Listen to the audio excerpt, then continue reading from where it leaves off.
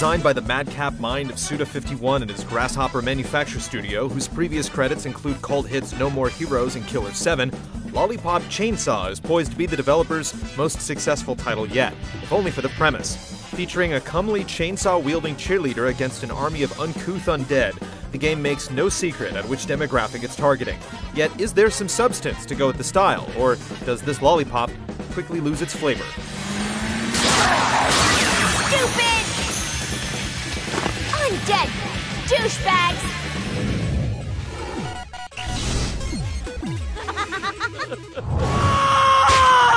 Oh, fuck! Oh, I'm not done screaming yet! Oh, this really fucking hurts, man! Oh! 18-year-old Juliet Starling is having like the worst birthday ever, with her hometown overrun by zombies and her love interest becoming the main entree in a zombie buffet.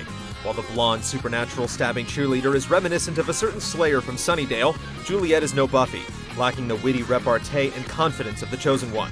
Instead, she's insecure, superficial, and a bit ditzy. She'll soon find out from her sensei, yes, she has a sensei, that things have gone wrong on a cosmic scale when one of her angst-ridden schoolmates somehow opens a gate between Earth and the rotten world. The teen scene has been zombified, overseen by a group of heavies called the Dark Purveyors. I think you're dating this kid. A real fucking head case. It's up to Juliet and her beloved Nick, now a reanimated head that dangles from Juliet's waist like a keychain, to take back her city and save the world. Lollipop Chainsaw's simple story is told primarily through cutscenes that play as she encounters various enemies or characters during her travels. The game wears its absurdity like a giant A on a varsity sweater, but that's generally a good thing, since you won't know quite what to expect. You think that hurts me? I just jizzed a little.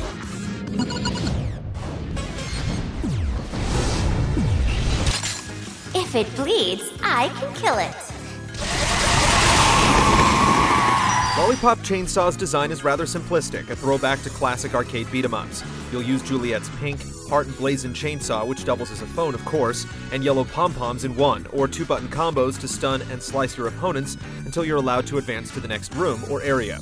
Each of the game's 7 stages takes place within a themed environment, from a parking lot in high school to a baseball stadium and farm. You'll progress through each setting by taking the only path available, so there's not much exploration or interaction with the world, apart from the killing.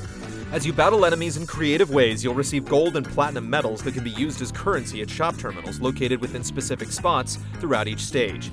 You can use the gold zombie medals to upgrade Juliet's health, strength, and recovery, for example, or purchase extra lollipops to replenish her life.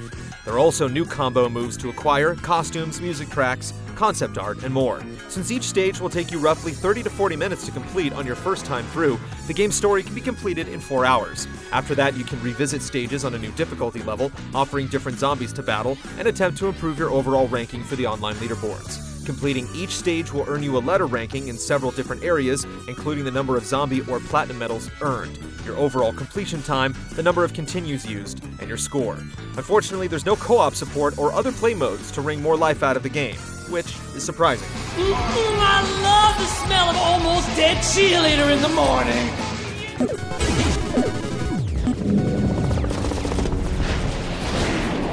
Do you smell that? Ugh. Something fishy is going on. Lollipop Chainsaw is a pure beat-em-up, so don't expect a whole lot of nuance to the gameplay.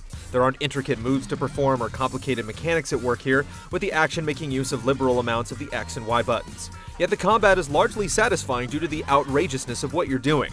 Juliet doesn't merely roll away to avoid damage, she leapfrogs over a zombie's head, flings out her pom-poms to stun, and follows it up with a chainsaw decapitation.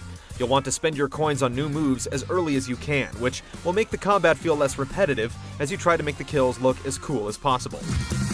The biggest problem with the gameplay is that while the combat is generally responsive, it's not as fast or as fluid as it could be. Juliet's movements are a tad sluggish, as if she's moving against a strong current or brisk wind. Even walking down a hallway feels like she's being pushed back, which is odd. Another issue with the gameplay is that since the chainsaw is the heroine's titular weapon, you won't be able to pick up and use an arsenal of other weapons, which could have provided some welcome variety. While the pure fighting is the heart of the game, the developers added a strange amount of mini-games to keep the action from feeling too repetitive. Unfortunately, these activities often consist of silly QuickTime events that have you jumping on zombies' heads, cutting through doors, dodging incoming vehicles, and more. They're forgiving as far as QuickTime events go, but they still end up taking you out of the action. Jeez, so emo. As much as some of the decisions regarding gameplay and designs are frustrating, the game's undeniable sense of style makes you want to keep playing just to see what ridiculous thing happens next. And perhaps it doesn't get any more ridiculous than the boss fights, which are some of the most unforgettable encounters you'll likely experience in 2012. From the hilariously vulgar, over-the-top taunts to the absurd attacks, these confrontations are easily one of the game's highlights.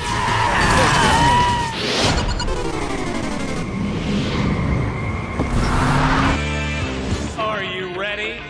Lollipop Chainsaw's eclectic presentation attempts a comic book feel with its use of cel-shaded characters and environments mixed with hand-drawn menu and loading screens. The soundtrack blends various genres and time periods together to great effect. The 50s song Lollipop is featured during your shopping scenes, for example, and Tony Basil's 80s hit Mickey plays when you activate Juliet's sparkle power-up.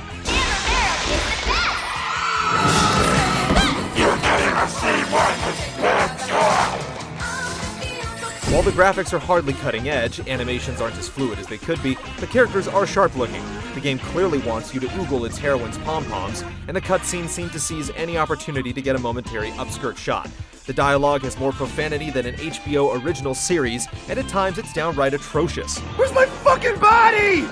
Oh, fuck! The zombies in particular utter the wildest things. Yet there are also some truly funny moments as well, particularly Nick's comments. Fucking giant letter bullshit! Gave me a D last week, kill him! Nick's tongue is very limber. And how do you know that? She doesn't know that at all, sir. The game is shorter than the protagonist's skirt, and is filled with more cheese than a Hickory Farms gift basket. Despite its relatively shallow gameplay, Lollipop Chainsaw is worth checking out for its sheer audacity and outrageousness. At the same time, it's hard to recommend paying full price when taking into account the limited replay value. Chainsaw ultimately runs out of gas before you're ready to let go. I love you too, baby!